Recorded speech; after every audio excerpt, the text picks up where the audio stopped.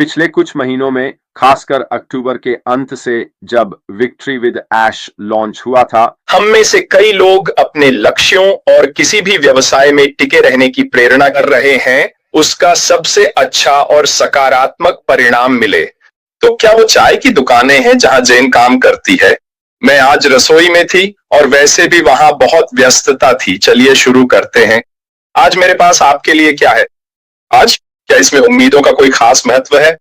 हम सभी की अपेक्षाएं होती हैं और अपेक्षाओं की खूबसूरती यही है कि हर किसी की अपेक्षा दूसरे से अलग होती है और यह वास्तव में आपके व्यक्तित्व, आपकी छवि, आपके पास मौजूद जानकारी और कई अन्य चीजों पर निर्भर करता है। लेकिन वास्तव में दो तरह की अपेक्षाएं होती हैं, एक व्यक्तिगत अपेक्षा और दूसरी व्यावसायिक अपेक्षा। तो सबसे पहले हम लोगों की व्यक्तिगत अपेक्षाओं को देखेंगे और समझेंगे कि वे वास्तव में क्या हैं। और यह एक मजबूत विश्वास या मानसिक धारणा होती है कि भविष्य में क्या होगा या क्या होना चाहिए। हम सभी के पास ये होता है ना? हमारे पास ऐश के साथ जीत की और अगले व्यवसाय में आगे बढ़ने की भी अपेक्षाएं हैं। ये हमारी अपेक्षाएं हैं और यह एक बहुत ही स्वाभाविक अवधारणा है। और यह अवधारणा व्यक्तिगत भावनाओं से लेकर पेशेवर मानकों तक कई तरह के संदर्भों में लागू होती है। अपेक्षाओं की मुख्य परिभाषाओं में से एक है पूर्वानुमानात्मक विश्वास, यानी ऐसा विश्वास कि कुछ होने की संभावना है जो साक्ष्य या पिछले अनुभवों पर आधारित होता है। जैसे कि यह उम्मीद की जाती है कि बारिश होगी क्योंकि आसमान काला है। उदाहरण के लिए, जब हम किसी चीज की अपेक्षा करते हैं तो आमतौर पर ऐसा हमें दी गई जानकारी के कारण होता है या कम से कम घटनाओं के संकेतों के कारण। यह हमारी अपेक्षा है। मुझे लगता है व्यक्तिगत दृष्टिकोण से यह सिर्फ उसी के बारे में नहीं है। आपके व्यक्तिगत जीवन में भी कई अन्य कारण होते हैं। साथी, भाई बहन, परिवार के सदस्यों के साथ अपेक्षाएं होती हैं। इन सभी के चारों ओर किसी न किसी प्रकार की अपेक्षा विकसित होती है और इसे होना कोई अस्वाभाविक बात नहीं है। तो वे लोग जो महसूस कर रहे हैं किसी चीज की अपेक्षा रखना, यह कोई बुरी भावना नहीं है।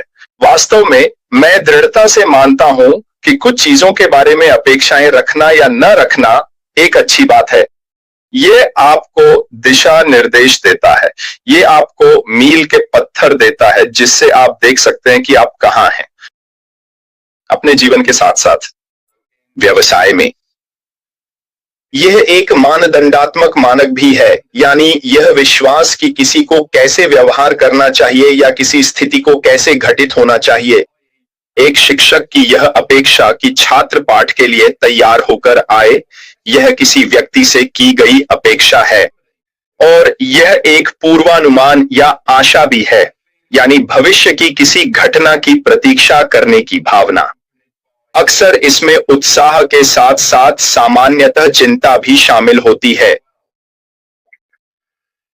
यह विश्वास में भी होता है, व्यक्तिगत और सामाजिक दोनों में। अपने स्वयं के कौशल के बारे में विश्वास, आत्म अपेक्षा या फिर सामाजिक मानदंडों में जो यह निर्धारित करते हैं कि लोगों को समुदाय के भीतर कैसे व्यवहार करना चाहिए, यह भी एक अपेक्षा है। हमारे साथ ऐसा बहुत होता है ना? और हमने ये निश्चित रूप से अपने व्यवसाय की यात्रा में आगे बढ़ते हुए देखा है। इसके भीतर बहुत सारी अपेक्षाएं रही हैं और इसका कारण है वह जानकारी जो हमें दी गई है। ये कोई बुरी बात नहीं है, लेकिन याद रखिए, अपेक्षा एक चीज है जबकि वास्तविकता पूरी तरह से अलग चीज है। आज हम बात कर रहे हैं कि अपेक्षा क्या है और वास्तव में यह कैसी होती है हमारे प्रति भी। यह कर्मचारियों से भी जुड़ा होता है, जैसे पेशेवर मानक, उत्पादकता आदि। काम पर किसी व्यक्ति से क्या अपेक्षा की जाती है आदि। और साथ ही कानूनी अपेक्षाएं भी होती हैं, लेकिन इसमें सिर्फ आपकी व्यक्तिगत अपेक्षा से कहीं अधिक है, और वह है व्यवसाय के भीतर की अपेक्षाएं। और यह वह विश्वास या धारणा है जो ग्राहक, कर्मचारी, नेता, निवेशक आदि रखते हैं। व्यवसाय के प्रदर्शन, आचरण और परिणामों के बारे में होती है, जो संतुष्टि के लिए एक मानक के रूप में कार्य करती हैं, व्यवहार को प्रभावित करती हैं और जब पूरी होती है तो सफलता दिलाती है, लेकिन जब पूरी नहीं होती तो निराशा या टकराव का कारण बनती है। फिर से हमने खुद भी यह अनुभव किया है उस व्यावसायिक अपेक्षा के साथ जो हमें लगा था कि शायद होगा, उसके साथ दूसरी ओर भी जब चीजें बिल्कुल योजना के अनुसार नहीं होती, यह आपकी अपेक्षाओं को बिगाड़ देता है। फिर भी मैं कहता हूं कि अपेक्षाएं रखना कोई बुरी बात नहीं है, क्योंकि यह आपको एक निश्चित रास्ते पर बनाए रखती है। किसी चीज की अपेक्षा अंत में होना ही वास्तव में बहुत कुछ आगे बढ़ाता है। हम में से कई लोग अपने लक्ष्यों और किसी भी व्यवसाय में टिके रहने की प्रेरणा के लिए आगे बढ़ते हैं, उस उम्मीद के साथ कि अंत में कुछ मिलेगा। और याद रखिए, हर किसी की उम्मीदें अलग होती हैं। मेरी आपकी उम्मीदों से अलग हैं, आपकी किसी और की उम्मीदों से अलग हैं, आदि। एक ही तरीका सब पर लागू नहीं होता। इसीलिए यह बहुत जरूरी है कि अपनी उम्मीदों के बारे में बहुत जमीन से जुड़े रहें और उन्हें बहुत बड़ा न बनाएं, क्योंकि अनिवार्य रूप से अगर आपकी उम्मीदें बहुत ऊंची हैं तो आप हमेशा, खैर हमेशा नहीं, लेकिन अक्सर निराश होंगे, क्योंकि आप किसी चीज से बहुत अधिक उम्मीदें लगा रहे हैं। व्यवसाय में प्रभावी प्रबंधन में स्पष्ट, ईमानदार संवाद, यथार्थवादी लक्ष्य निर्धारण और आंतरिक कंपनी के लक्ष्यों को बाहरी ग्राहक की जरूरतों के साथ संरेखित करना शामिल है, ताकि संचालन और विकास सुचारू रूप से हो सके। यह समझना वास्तव में महत्वपूर्ण है कि व्यावसायिक अपेक्षाएं कई प्रकार की होती हैं। ये कोई एक व्यक्तिगत चीज नहीं है। स्पष्ट रूप से ग्राहक की व्यवसाय से एक अपेक्षा होती है और इसमें उत्पाद की गुणवत्ता, सेवा की गति, आसान समाधान, व्यक्तिगत अनुभव और डेटा सुरक्षा की उम्मीदें शामिल हैं, जो पिछले अनुभवों और उद्योग की प्रवृत्तियों से आकार लेती हैं। यही वह है जिसकी ग्राहक व्यवसाय से अपेक्षा करता है। इसके अलावा कर्मचारियों की भी अपेक्षाएं होती हैं, जैसे कि उचित वेतन की मांग, विकास के अवसर, अच्छा कार्य जीवन संतुलन, सहायक प्रबंधक, मान्यता और व्यवसाय के भीतर स्पष्ट संवाद। और फिर नियोक्ता कंपनी की भी अपनी अपेक्षाएं होती है। बॉस यानी जिम्मेदार व्यक्ति, वे न केवल व्यवसाय से बल्कि उसमें काम करने वाले लोगों से क्या अपेक्षा रखते हैं, और वह है कर्मचारियों की विश्वसनीयता की आवश्यकता। कौशल का प्रयोग यानी तकनीकी और सॉफ्टवेयर, जहां भागीदारी, उत्पादकता, नवाचार और रणनीतिक लक्ष्यों के साथ संरेखण की आवश्यकता होती है। यह समझना महत्वपूर्ण है कि व्यवसाय के ये मुख्य तत्व पूरे संगठन की अपेक्षाओं के लिहाज से बहुत जरूरी हैं। हर एक तत्व अपने आप में महत्वपूर्ण है, लेकिन जब ये सब एक साथ आते हैं तो वे मिलकर किसी व्यवसाय को सफल बनाते हैं। तो वास्तव में व्यवसाय के संदर्भ में अपेक्षाओं का प्रबंधन करना इतना मायने क्यों रखता है? वे क्यों महत्वपूर्ण हैं? व्यावसायिक वातावरण में इन्हें क्यों देखा जाना चाहिए? क्यों? क्योंकि यह मनोबल और जुड़ाव को बढ़ाने में मदद करता है। लक्ष्यों की स्पष्टता कर्मचारियों को आत्मविश्वास और उद्देश्य देती है, जिससे सहयोग बेहतर होता है। इसका मतलब है कि वास्तविक लक्ष्य निर्धारित करना, ताकि वे जो उम्मीद करते हैं उसे सच में हासिल कर सकें। और जब वे ऐसा करते हैं तो क्या होता है? आपकी सराहना की जाती है, आपको उन लक्ष्यों को हासिल करने की संतुष्टि मिलती है, और या फिर व्यवसाय की ओर से एक अच्छा धन्यवाद, शायद कोई बोनस या प्रोत्साहन या जो भी हो सकता है। ये निश्चित रूप से कंपनी के मनोबल के लिए मददगार है। ये सब इसी के बारे में है। और अगर आपको याद हो, पहले पुराने व्यवसाय में हमारे सीईओ ने कर्मचारियों के मनोबल को बढ़ाने के लिए बहुत कुछ किया था। यह संतुष्टि बढ़ाने, ग्राहक की अपेक्षाओं को पूरा या पार करने, विश्वास और वफादारी बनाने में भी मदद करता है।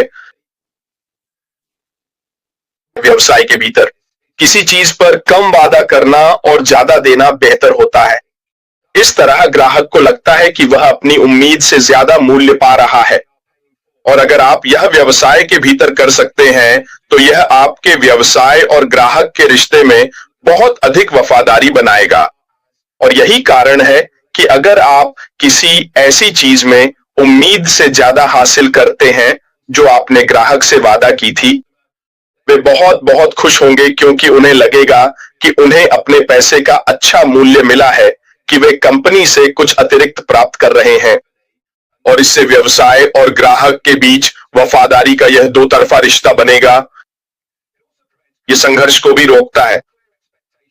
अस्पष्ट अपेक्षाएं निराशा, तनाव और उदासीनता की ओर ले जाती हैं।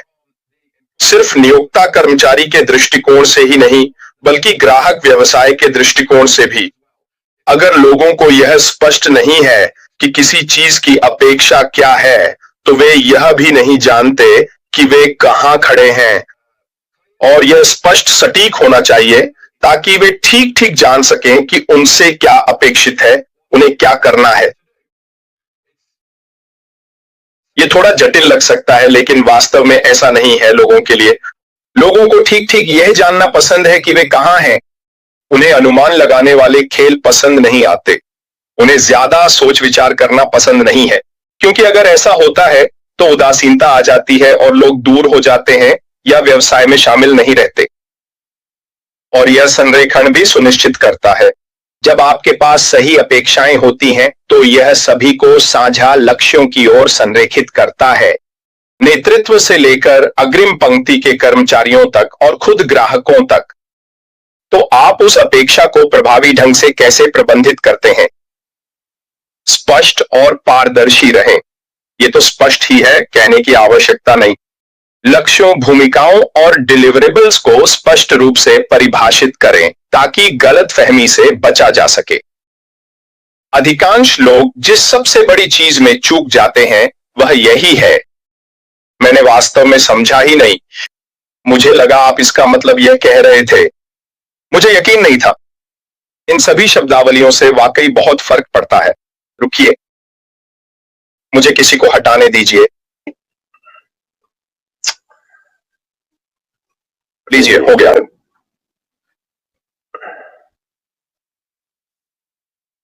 ये सारी बातें ठीक है, प्रभावी प्रबंधन में योगदान देती हैं। अपेक्षाओं का कम वादा करें, ज्यादा दें। जैसा कि मैंने कहा, यथार्थवादी लक्ष्य निर्धारित करें और उन्हें पार करने का प्रयास करें ताकि सकारात्मक अनुभव बन सके।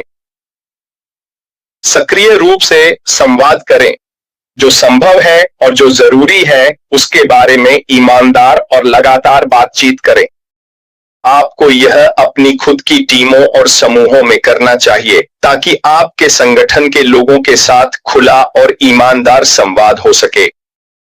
लोगों को इस तरह से जोड़ें कि आप और आपके अन्य लोगों के बीच की दूरी कम हो जाए ताकि कोई भ्रम न रहे। और वे यथार्थवादी लक्ष्य निर्धारित करें। ऐसे अवास्तविक लक्ष्यों से बचें जो टीमों को थका देते हैं और संस्कृति को नुकसान पहुंचाते हैं।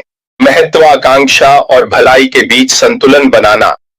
यह समझना जरूरी है कि अपेक्षाएं रखना कोई बुरी बात नहीं है।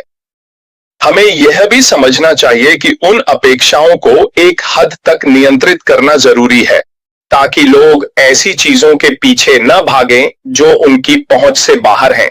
जहां तक अपेक्षा की बात है, कम अपेक्षाएं रखना और परिणाम से प्लेजेंटली चौंक जाना कहीं बेहतर है, बजाय इसके कि आप बहुत अधिक अपेक्षाएं रखें और फिर निराश हो जाएं। परिणाम को लेकर, क्योंकि आप उन्हें कभी हासिल ही नहीं कर पाए। यह एक बहुत अजीब विषय है, अपेक्षाएं। हम सभी के पास ये अनजाने में होती हैं, भले ही हम कहें कि हमारे पास नहीं है, लेकिन वास्तव में होती हैं। और यही हमारे विचार और हमारी इच्छाएं हैं कि हम जो भी कर रहे हैं उसका सबसे अच्छा और सकारात्मक परिणाम मिले। यही अपेक्षा है। यह एक ऐसी चाहत है जिसकी हम सभी को इच्छा होती है, और इसका होना एक अच्छी बात है। यह बिल्कुल भी बुरी बात नहीं है। लेकिन एक बात जो आपको समझनी चाहिए वह यह है कि अपेक्षा रखना मतलब यह है कि आपको उस अपेक्षा को पूरा करने के लिए सही लक्ष्य निर्धारित करने होंगे।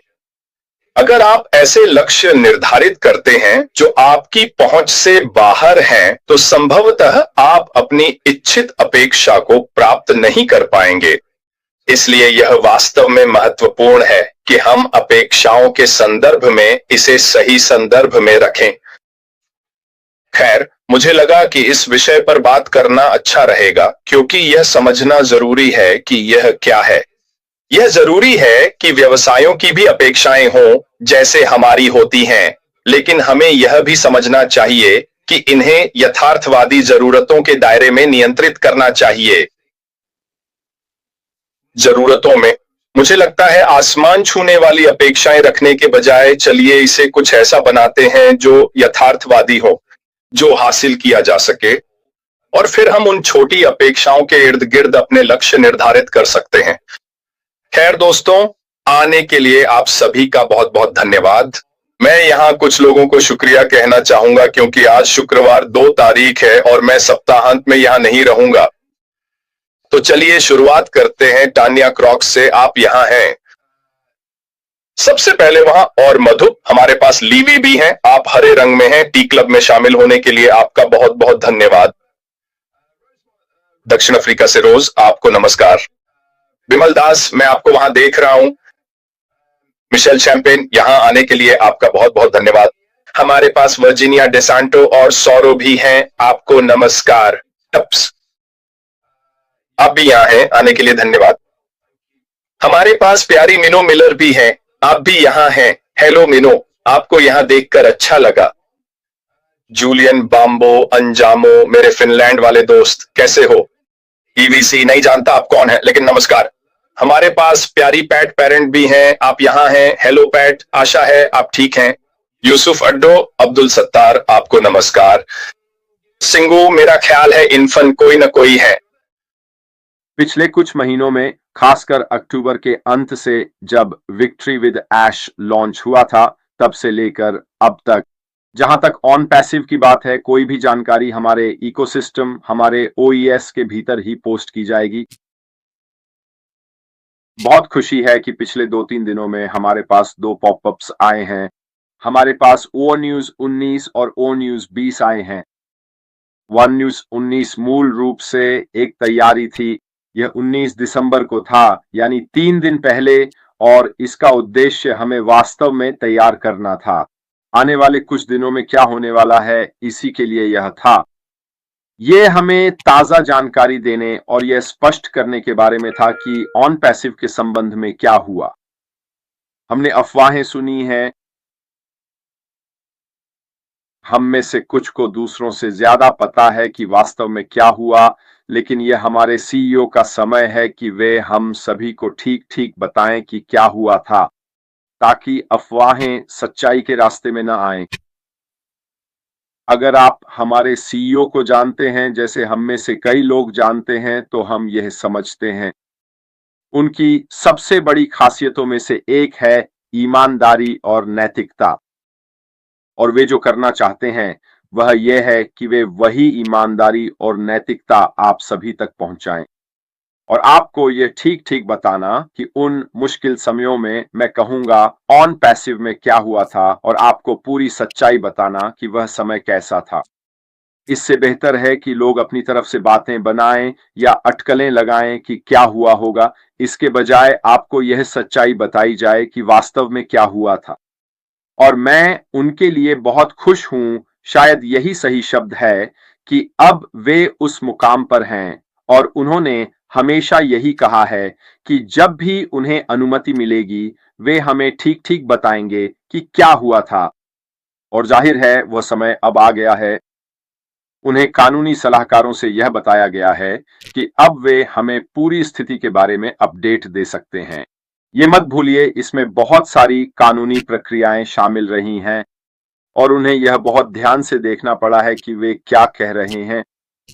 और ये जो अगले 3 अपडेट्स हमें मिल रहे हैं, ये उनका तरीका है हमें जानकारी देने का कि वास्तव में क्या चल रहा था।